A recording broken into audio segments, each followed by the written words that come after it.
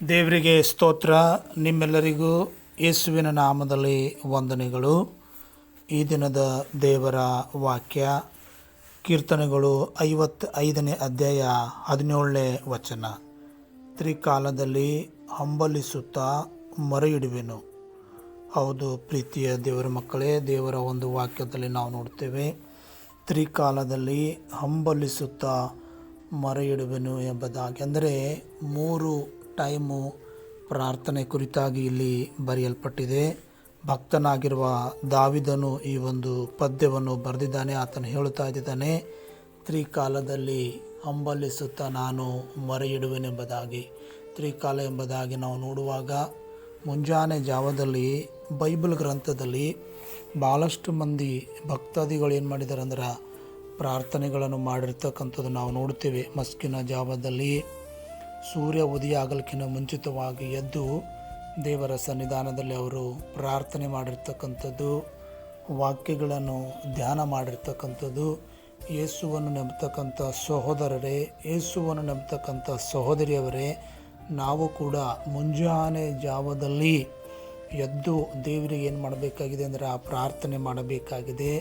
ಮುಂಜಾನೆಯ ಜಾವದಲ್ಲಿ ಯಾವುದೇ ಡಿಸ್ಟರ್ಬೆನ್ಸ್ ಇರುವುದಿಲ್ಲ. ಮುಂಜಾನೆಯ ಜಾವದಲ್ಲಿ ಯಾವುದೇ ಕೆಲಸ ಇರುವುದಿಲ್ಲ. ಮೊದಲನೆಯ ಸ್ಥಾನವನ್ನು ನಾವು ದೇವರಿಗೆ ಏನು ಮಾಡಬೇಕಾಗಿದೆ ಅಂದರೆ ಕೊಡಬೇಕಾಗಿದೆ.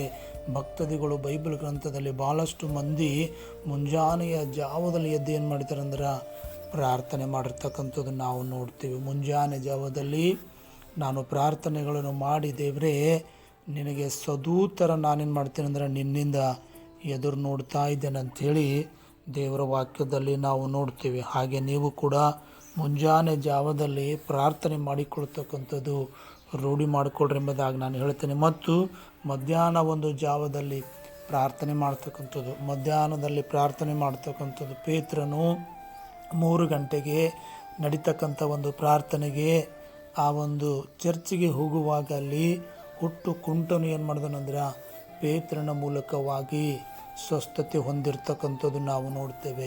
ಮಧ್ಯಾಹ್ನ 3 ಗಂಟೆಗೆ ನಡೀತಕ್ಕಂಥ ಒಂದು ಪ್ರಾರ್ಥನೆ ನಾವು ಕೂಡ ನಮ್ಮ ಜೀವಿತದಲ್ಲಿ ಮಧ್ಯಾಹ್ನದಲ್ಲಿ ದೇವರಿಗೆ ಪ್ರಾರ್ಥನೆ ಮಾಡಬೇಕು. ಮಧ್ಯಾಹ್ನದಲ್ಲಿ ದೇವರಿಗೆ ಸ್ತೋತ್ರಗಳನ್ನು ಮಾಡಬೇಕು.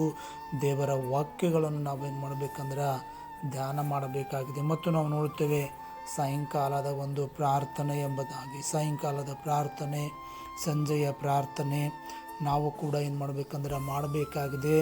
ಕುಟುಂಬದ ಒಂದು ಪ್ರಾರ್ಥನೆ ಮಾಡದಿರುವುದಾದರೆ ಕುಟುಂಬದ ಒಂದು ಪ್ರಾರ್ಥನೆಗಳನ್ನು ಮಾಡಿರಿ. ನಿಮ್ಮ ಫ್ಯಾಮಿಲಿಯಲ್ಲಿ ಪ್ರಾರ್ಥನೆಗಳನ್ನು ಮಾಡಿರಿ. ಬರೀ ಚರ್ಚಿನಲ್ಲಿ ಮಾತ್ರ ದೇವರ ವಾಕ್ಯ ಕೇಳೋದಲ್ಲದೆ, ಬರೀ ಆನ್ಲೈನಲ್ಲಿ ಮಾತ್ರ ದೇವರ ವಾಕ್ಯ ಕೇಳೋದಲ್ಲದೆ, ಕುಟುಂಬವಾಗಿ ಪ್ರತಿಯೊಂದೊಂದು ದಿವಸ ನೀವು ಕೂತುಕೊಂಡು ಪ್ರಾರ್ಥನೆಗಳನ್ನು ಮಾಡಿರಿ ಸಾಯಂಕಾಲದ ಒಂದು ಸಮಯದಲ್ಲಿ. ಹೀಗೆ ನಾವು ನೋಡ್ತೀವಿ, ತ್ರಿಕಾಲದಲ್ಲಿ ಮುಂಜಾನೆಯಲ್ಲಿ ಪ್ರಾರ್ಥನೆ ಮಾಡ್ತಕ್ಕಂಥದ್ದು, ಮಧ್ಯಾಹ್ನದಲ್ಲಿ ಪ್ರಾರ್ಥನೆ ಮಾಡ್ತಕ್ಕಂಥದ್ದು, ಸಾಯಂಕಾಲದಲ್ಲಿ ಪ್ರಾರ್ಥನೆ ಮಾಡ್ತಕ್ಕಂಥದ್ದು. ದೇವರ ಜೊತೆಯಲ್ಲಿ ನಾವು ಒಂದು ಸಂಬಂಧವನ್ನು ಇಟ್ಟುಕೊಳ್ಳತಕ್ಕಂಥದ್ದು ಪ್ರೀತಿಯ ದೇವರ ಮಕ್ಕಳೇ. ಅದಕ್ಕೋಸ್ಕರ ದೇವರು ತಾನೇ ಒಂದು ವಾಕ್ಯದ ಮೂಲಕವಾಗಿ ನಿಮ್ಮೆಲ್ಲರನ್ನು ಏನು ಮಾಡಲಿ ಅಂದರೆ ಆಶೀರ್ವಾದ ಮಾಡಿ ನಡೆಸಲಿ.